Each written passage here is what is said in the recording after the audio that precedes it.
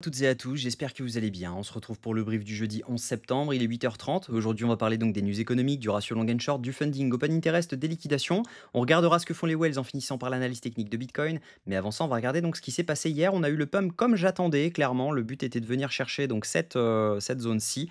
Donc le but, c'était de venir chercher depuis plusieurs jours cette zone donc des 114 000 dollars. On est en plein dedans. Actuellement, on est sur un rebond. Donc moi, j'ai pu ouvrir un scalp long hier, donc je ne l'ai même pas call tout simplement du fait que je ne trouvais pas la confiance, énorme. J'ai mis 0,5 de risque. Donc le but était, de venir, donc tout simplement mettre un stop sous, cette zone-ci d'order block pour venir chercher la zone de liquidité qui se trouve dans les 115 200-300 $. Donc actuellement, le trade est à RR de 2,75 et logiquement, on devrait venir chercher les 115 184 dans la journée. Il est probable qu'on ait un retracement ensuite, suite à cette zone-ci, étant donné qu'on a pas mal de biais de convergence qui nous disent qu'on devrait avoir un rejet dans cette zone. Maintenant, est-ce que ce sera un top dans cette zone? Ça, c'est la grande question. Mais en tout cas, au niveau data, on a pas mal de choses qui nous annoncent que ce serait potentiellement un top dans cette zone autour des 115. Donc ce serait les 115 à 115 500 $.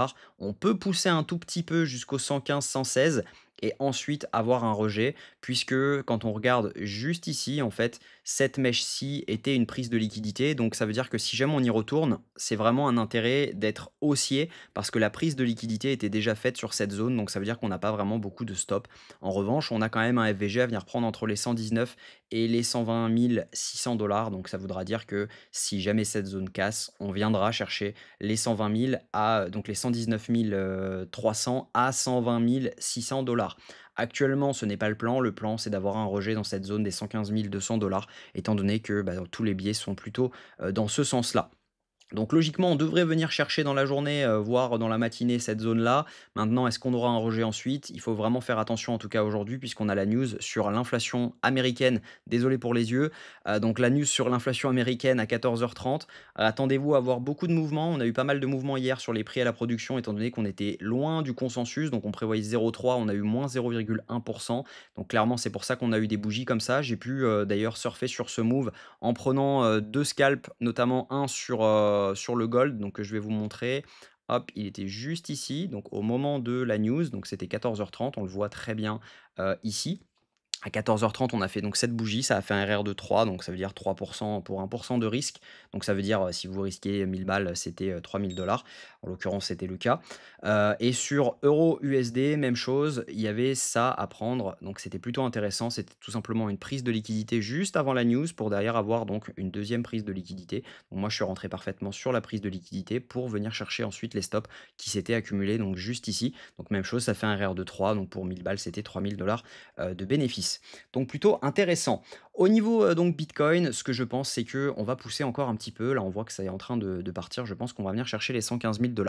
Au niveau news économique, donc vous le savez, on a clairement des choses très intéressantes. Également à 14h15, on aura la décision de la BCE sur les taux d'intérêt en Europe. Donc attendez-vous également à avoir du mouvement sur Euro USD lié à cette news. Et ensuite, encore plus de mouvements liés à l'inflation. Parce que vous le savez, l'inflation a un impact direct sur le consensus de la prochaine réunion FOMC et les prochaines. C'est pas uniquement la prochaine, c'est surtout les prochaines. Donc, est-ce que on baissera les taux la semaine prochaine? Logiquement, on a 90% de chances que ça arrive. En revanche, est-ce qu'on aura d'autres baisses des taux ensuite? Ça, on le saura la semaine prochaine. Et donc, par conséquent, c'est là que ça risque de bouger, puisque cette news de baisse des taux a déjà été pricée. Donc, dites-vous bien une chose, c'est que la semaine prochaine, si on ne baisse pas les taux, étant donné qu'il y a 90% de chances qu'on les baisse, si on ne vient à pas les baisser, c'est comme si on réduisait les taux. Clairement, c'est comme si on augmentait les taux. L'impact va être énorme sur les marchés, ça va être une bad news exceptionnelle et on aura un dump énorme. Donc attendez-vous à avoir vraiment beaucoup de mouvements si les taux sont inchangés la semaine prochaine. On a vraiment pricé une baisse des taux, donc si jamais ça vient à pas se passer, ça pourrait faire mal. Au niveau crypto bubble, ce qu'on voit, c'est que les alts sont plutôt dans le vert, hein. Il y a plutôt une reprise haussière au niveau des alts avec le Bitcoin qui pump, c'est normal. Mais voilà, on a des MNT qui prennent 20%, le pump qui prend 11%, etc. Le pump qui est plutôt bull d'ailleurs en ce moment, c'est plutôt intéressant. Donc clairement, voilà, les alts reprennent des couleurs, c'est plutôt encourageant pour la suite. Au niveau funding open interest, ce qu'on voit, c'est que actuellement, Bah, c'est le calme plat au niveau Open Interest. En revanche, ici, ce qu'on voit, c'est qu'il y a eu pas mal de shorts sur le top. On voit donc une hausse de l'Open Interest avec une baisse des fundings, ce qui veut dire que ici, ce sont une majorité de shorts qui se sont ouverts. Donc entre cette zone-ci et cette zone-ci, c'est uniquement du short qui s'est ouvert. Et où est-ce qu'ils vont mettre leur stop? Logiquement, ils vont le mettre dans la zone de liquidité qui se trouve donc, hop, si jamais on regarde, qui se trouve exactement là où on pourrait rentrer. Hop, je me mets en H1 même. Donc, il se trouve logiquement leur stop juste ici, voire ici, autour des 115 665 dollars. Donc ça veut dire que cette zone-ci, logiquement, devrait être atteinte puisqu'on a pas mal de liquidations à venir chercher. Si on regarde donc les liquidations, hop, donc juste ici, on voit qu'on a un beau cluster à venir prendre autour des 115 255 dollars. Si jamais je me mets sur 48 heures, c'est la même chose. On a pas mal de liquidations à venir prendre. Mais voilà, le gros du travail se trouve dans cette zone. Et ensuite, on n'a plus grand-chose à la hausse. Vraiment, le gros cluster se trouve dans cette zone et on n'a pas d'intérêt au niveau liquidation d'aller plus haut. Donc faites attention à ça, on peut très bien liquider et ensuite repartir à la cave étant donné qu'on a beaucoup à liquider autour des 108 977 dollars. Donc ça pourrait être un biais positif pour avoir un dump ensuite.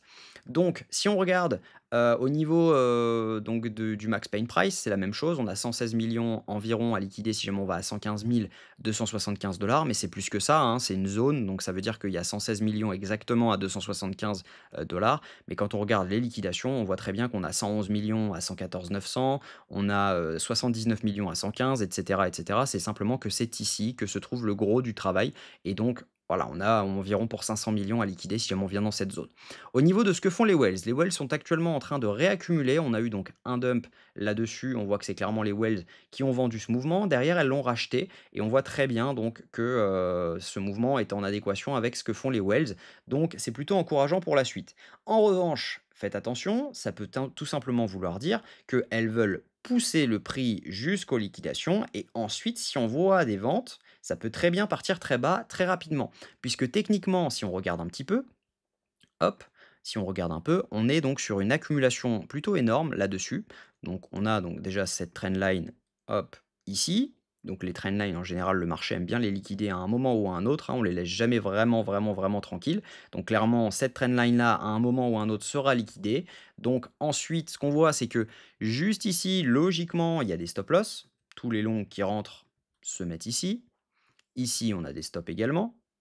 Donc clairement, voilà, ça si jamais on prend un short, ce sera TP1, TP2, TP3, TP4, TP5 et ensuite, dernier TP, les 106 756 dollars. Donc attendez-vous vraiment à avoir du mouvement si jamais on vient dans cette zone. Ça ne veut pas dire que ce sera le top de marché. En tout cas, personnellement, je vais short, dans cette zone autour donc des, 115 172 dollars avec un stop autour donc de cette zone-ci. Sur, MEXC, ça fait, donc du coup une entrée autour des 115 000 dollars avec un stop loss sur les 117 461 dollars pour venir chercher beaucoup plus bas. Donc venir au moins chercher les liquidités qui sont ici. Donc ça donne un RR de 3 et je pense que voilà, on peut aller un peu plus bas quand même. L'idée c'est de ne pas avoir forcément de take profit sur ce trade. Donc voilà, j'espère que cette vidéo vous a plu. Si c'est le cas, je vous invite à vous abonner, à liker cette vidéo et à commenter ce que vous en pensez. On se retrouve demain à la même heure. Prenez soin de vous.